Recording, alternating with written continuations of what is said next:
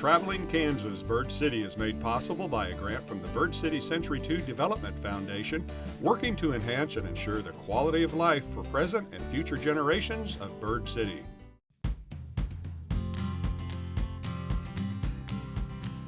This program is brought to you by the Kansas Department of Wildlife, Parks, and Tourism. Find out more information about Kansas communities at travelks.com. Founded in 1885, Bird City is located in Cheyenne County along Highway 36 in northwest Kansas, just 17 miles south of Nebraska and 28 miles east of Colorado. A close-knit community in America's heartland, Bird City continues to thrive in rural heritage through its celebrations and community projects.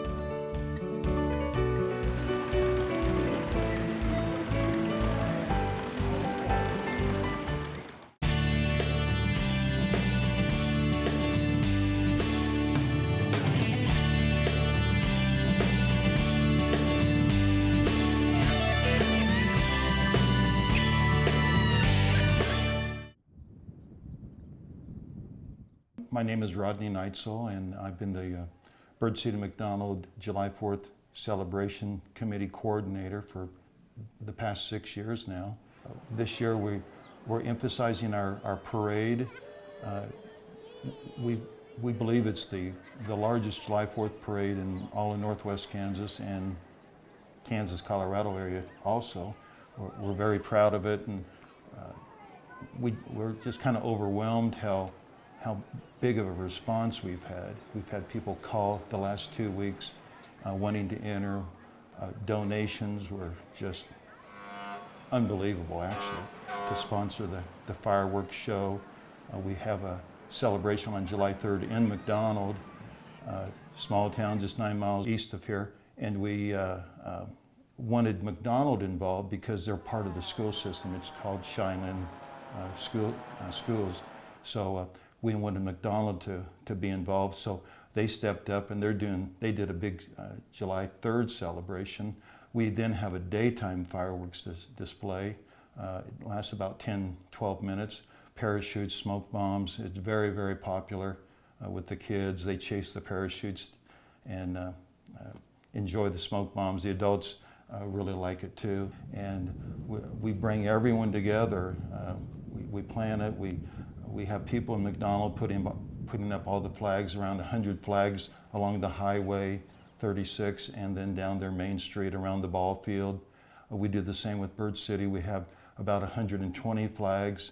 That does not include what the city puts up. And of course all the residences kind of jump on the bandwagon too, decorating their yards and businesses. It's just, it's wonderful to see when you drive into town and drive by on the highway. We start the parade on the east side of Bird City. It goes down the main street. Then it turns and then heads to the city park. It ends at the city park. We encourage the military, the first responders to park the vehicles around the park so that the kids, the adults can ask questions, visit with the soldiers, first responders also. At that time, we have what's called an all-American hot dog meal. It's hot dogs, potato salad, potato chips, watermelon is served. Just a traditional July 4th meal that we are all familiar with. We have a watermelon eating contest. That's very, very popular. We have a youth division and an adult division.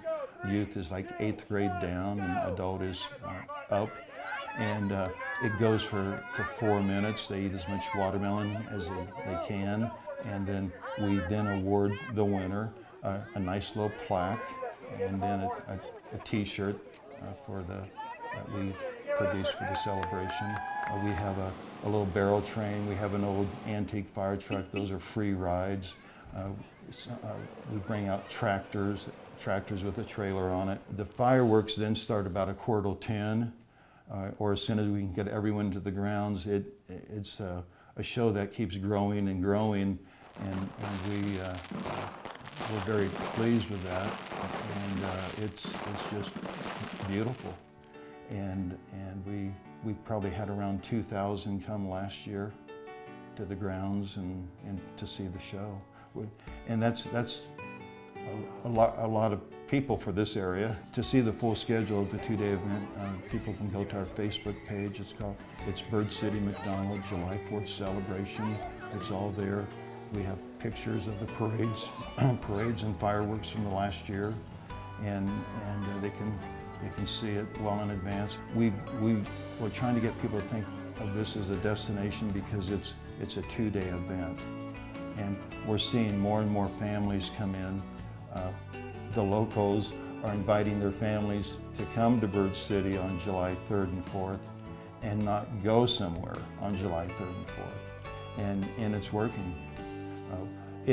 We can already see an effect on the economy for 3 or 4 days as people prepare the meals, the flags, and just a number of things that we believe there's an economic impact, very positive one. I'm Mike McCarty, one of the owners of Bird City Dairy as part of McCarty Family Farms. The Bird City Dairy, it's a 3,300 cow operation. We milk 2,700 cows 3 times a day, 24/7. We are approaching our 10th year here in Bird City. Our family originally moved to Kansas 20 years ago, and then we had the opportunity through the Century 2 Foundation about 10 years ago to come up and be part of this wonderful community. The town of Bird City is pretty fortunate having the Century 2 Foundation, which is a large endowment, to help support business creation and support the community. And basically, we were approached 11 years ago, roughly, to come in and be part of the community, to bring in, create jobs, bring kids to the school, and help the community diversify. And it was really a pretty quick deal. We came in and had a conversation, and we were aligned immediately on goals and direction and community, and we built the dairy, and the rest is history. So 10 years later, we're still here and still trying to do better for the community. You know, Bird City is a very warm and welcoming community. The quality of education in our school system here is tremendous. You know, it's a small town. We have some things, and there's some things we don't have. And I think we try to explain that to people and potential employees and say, hey, your kids are going to get this. This is what to expect. But it's a great place to raise a family and be involved in the community. It's small, so you have to be involved, and it's a good feeling. I would say the majority of people that move or leave our group, 90% want to come back, and I think just they appreciate how the community welcomes them, accepts them, and also the school accepts their kids. And I hear a lot of those comments. We've had people transfer to other locations and are like, man, really enjoyed it up there. My kids really miss that school and miss their friends, and you hear those comments. So that means we're doing the right thing up here, and a lot of things are going in the right direction. We've chosen to develop long-term relationships with local farmers, and I think with us being dairy, that allows them to diversify from the typical cash grain flow. We still buy grain, but we buy a lot of forages and that type of things. So I think that allows some creative farming rotations. It pulls some grain out of the normal supply chain, and we're hoping to bring stability to the guys that we work with year in and year out. We really don't want to jump around. We want to work with the same people year in and year out. My name is Diane Burns. We are in the Bird City Public Library. My official title is Librarian Director of the Bird City Public Library. And in 1937, after the Depression, everyone sort of raised funds and had a small library inside our city hall, as it was part of the corporate office, and that's when we became an official public library with the state of Kansas. Then in 2000, through private donations, through community members and fundraisers that we had around town, we were actually able to build this building, the new building that we're in now. It's been up and active since 2002, so we actually celebrated our 80th anniversary in 2017. There's a lot more digital content that's available and free for library users. that hadn't been brought in or shown to the community, so I kind of focused on that. We have like a little reading area, comfortable chairs, several couches for the kids and the parents to sit on together, so that people would come in and stay longer. And it did increase visits. I mean, the average visit was 5 to 10 minutes before, and it increased them to 45 to an hour. People come in and actually stay now. We just really appreciate our community. We get, like I said, we're primarily supportive. 50% of all of our support comes from the community. I know people have this idea that libraries, don't serve the same purpose. A lot of times you'll see people or pundits online arguing that libraries could just close down and we could give all the money to Amazon. It's the same thing. And we have a public library. You need library staff and qualified librarians to help you find the information. That's never going to end. It may shift, how you get access to the information can change, but you're still going to need somebody to walk you through the process.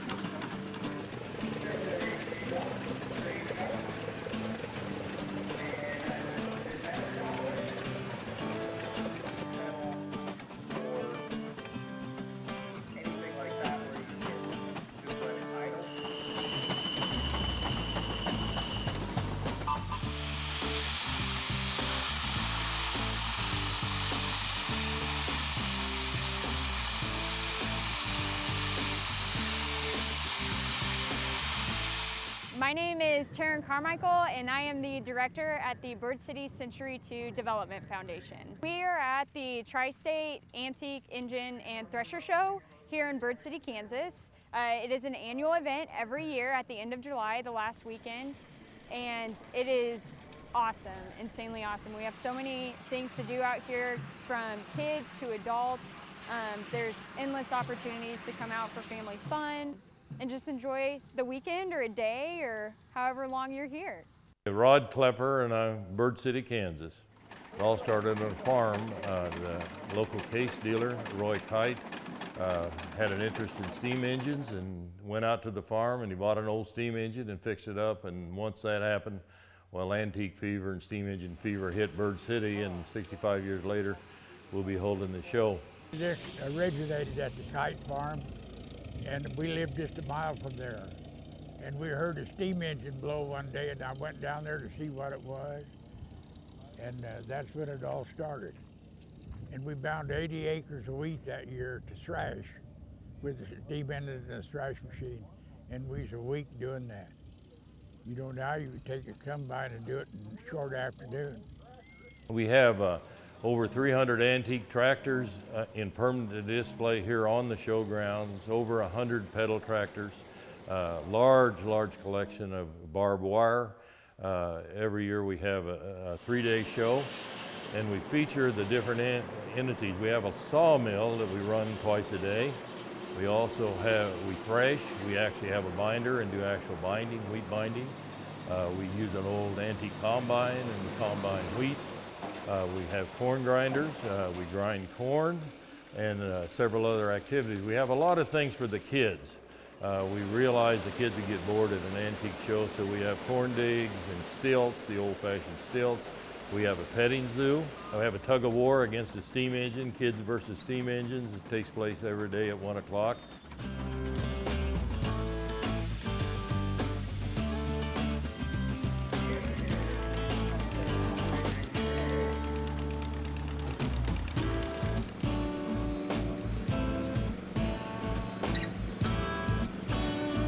My name is Michael Sager. I grew up here.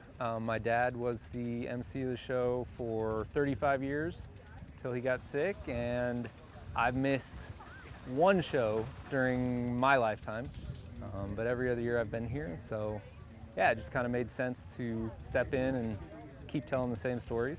The show runs it always starts the last Thursday in July. So no matter what the last Thursday is, whether it overlaps into August or not, always starts the last Thursday of July. This is the 65th year. We have some really unique pieces. I was just talking to a gentleman who said his favorite thing is the Caterpillar Holt, which is one of the earliest self-propelled combines. It's a 1922. And then, yeah, we have usually about a half dozen to 10 steam engines that run. We have some very rare items, very rare tractors that might stick out to some people. We've had 3 tractors that ended up with consecutive serial numbers and went their separate ways for 50 years before they arrived back at the show. There's always something very unique and interesting that shows up.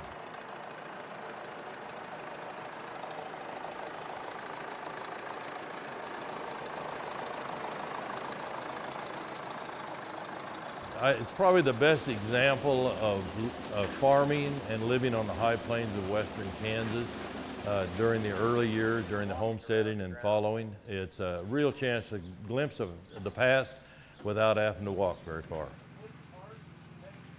It's all volunteers. We don't have any paid employees. Next Tech, they furnish an intern for us every summer. And other than that, everything is all volunteer labor. And so everybody kind of knows their role, and they've kind of adopted the different buildings or the different functions, and so everything, it just happens. All the buildings are open during the show, but we do put most of the stuff out onto the showground, so it's easy for people to see. There are 20 different buildings now, 20 different numbered buildings, and then the schoolhouse, the country church, and all of them are open to walk in and out of throughout the day. They usually have different themes. Some of them are just for storage, but the Agers building has displays of domestic life towards the beginning of the 20th century. Yeah, in addition to the tractors and the machinery, there's displays of life, how it was at the turn of the 20th century, and especially agricultural life.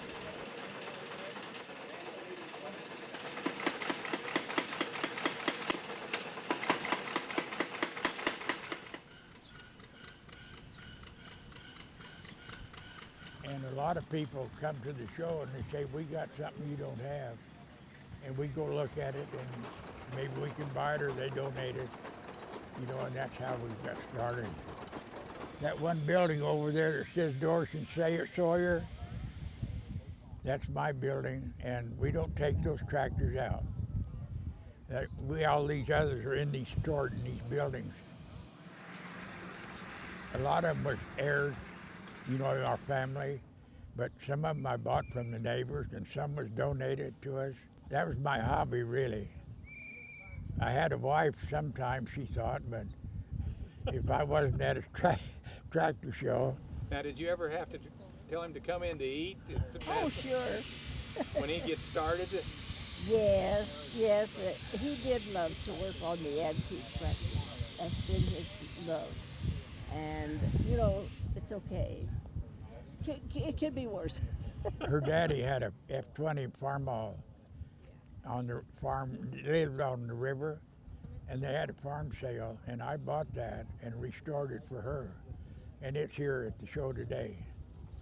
Now, she doesn't drive it because the clutch pedal is too hard, but the grandkids do. Oh, what a wonderful. Yeah, and they love to drive it, you know, and they can take their picture, and it doesn't go very fast, so they can't get away from them. Well, I remember when they brought the tractor home, when my dad bought it, and it was brand new. And I don't remember a tractor before that, but my sister does. And what'd she say it was? An old Rumley or something?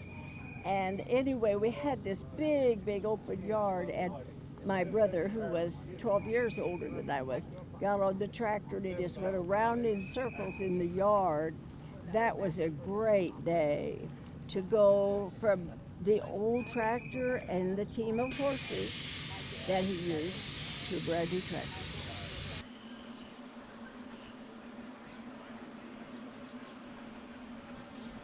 They come from all over the world, actually, and they come every year. There's either people driving by or their relatives or somebody has heard about us. I think the ones that we probably enjoy the most are the ones that come out of the city that never wasn't involved in farming, and they have a question for every item on the showgrounds. They just don't understand how it all works and why it works.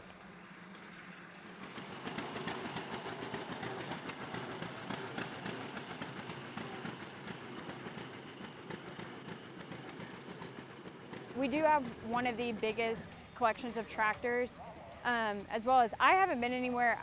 I grew up here in Bird City, so I've lived here my entire life, and I have not been anywhere else where I have seen an actual steam engine before.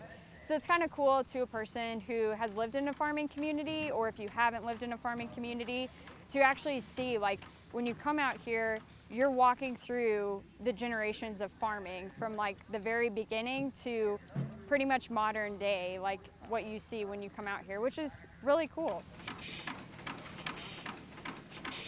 When people think of the show, they always think of steam engines, because it's one of the only places in the United States that has this number of steam engines, plus the fact that you're allowed to ride on them. All you do is ask one of the operators to ride, and they crawl up there and they'll let you steer it and actually drive a steam engine. So that's really a highlight of the show.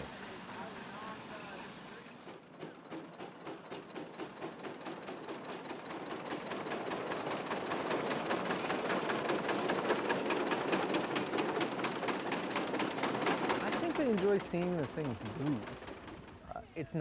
We're not set up to be a museum. That's not the goal. The show started as guys who got together after harvest and played with their toys. You know, it started in 1953, and it was after wheat harvest, and Roy Kite and some of the other founding members had old steam engines and tractors and stuff that were out of date by 1953, but they wanted to get them out and polish them up and show them off. And so that's what it is. I mean, things move. It's always been sort of a badge of honor for the show that anything you see here, with enough elbow grease and work and time, it will run. We're not a museum, we're a demonstration.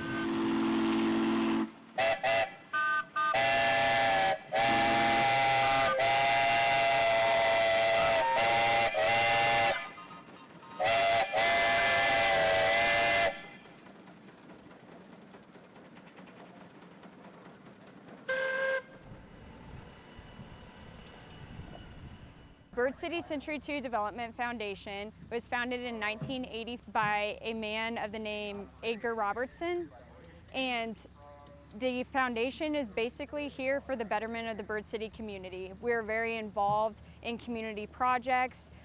We think it's very important that kids of the community are also involved in those projects, as well as adults. We do things anywhere from redoing our park, which has been a spectacular feature for our community. It gets used now more than it ever has, and people are down there all the time enjoying that, and the sand volleyball pit. It's right next to our pool, which is great. We have helped the school. We help up there, as in we fund our preschool program so our younger kids can stay in the community and be around the kids that they will go to school with, hopefully from K through 12. We've helped fund our wellness center up there for our kids, which gets utilized by our school as well as the Bird City community. So we have our hands in a lot of different projects, but it's been a lot of fun. I think the best thing about my job being a foundation director is there are no limits when it comes to this job. Like, I'm constantly doing something different every single day. My job is never boring. I'm very much a people person, and this job allows me to be within our community, networking with people. And I think the great thing is being the foundation director, like, I'm in a sense, along with the board members and staff that work there, like, we're in the driver's seat to help steer this community in a better direction, making it better than it was before.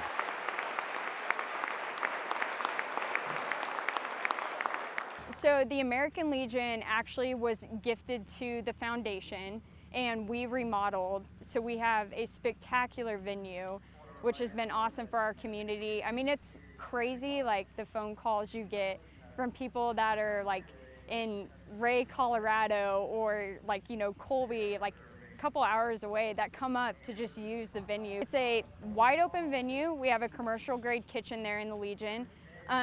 It can be utilized, like, we have weddings in there, we have big community events, and it can also be utilized for small community events. We have like church gatherings there sometimes, to kids' birthday parties, whatever that may be. There's a stage In the past, we've had people come in and do like presentations. I think there's been like stand-up comedy, bands that come in and utilize that. So it's a place that's definitely seen many years of many different events. It's not just about the people that work with the foundation, it's about the entire community. Asking them, you know, like what can we do? What do you see that needs to be changed in Bird City to make it better, or bring people in, or whatever that question may be. So it's a lot of fun. Bird City has a website. It is www.birdcity.com, and that is the hub for anything that you want to find out what's going on in Bird City. All of our organizations, anything that you can imagine would be on that website, along with contact information. And if you don't see contact information, there's a little info link that you can shoot an email to, or a phone number that you can call, and we can definitely get you that. I guess the most proud, actually two things. Number one is probably the parade, how that has taken off. Several of my family members are in the military, have been. My father was a World War II Navy person. He was stationed at Pearl Harbor, and he recently died. And they always enjoyed coming here. They enjoyed coming to Bird City and seeing everything. But how we emphasize the military, very proud of that. First responders, and followed by the fireworks show, how that has taken off. People are so generous when they see what we've done. Many people, we had an individual last week write a $1,000 check. He lives in Denver, and donated $1,000, and he said it's a good cause. And he just, people like that just constantly contribute, so it keeps it going. We're originally from Pennsylvania, and a small town in Pennsylvania, but a lot bigger small town. And you know, when we first talked about moving to Bird City, and it's like, well, Big Ed's Steakhouse is there, I know that. And you know, the thing is, when you go in and you really meet the people, and you see how people are invested in community and what we're trying to do up here, it was a no-brainer. It was a very easy decision, and we haven't regretted it for 1 second. Come to Bird City.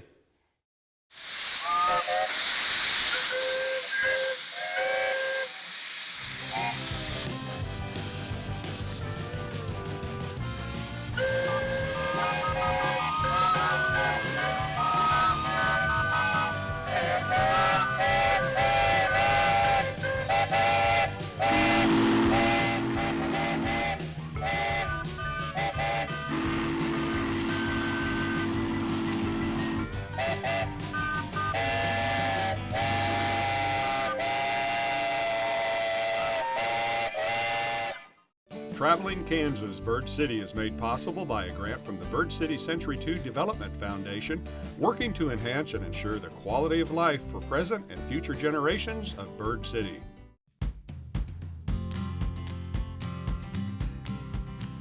This program is brought to you by the Kansas Department of Wildlife, Parks, and Tourism. Find out more information about Kansas communities at travelks.com.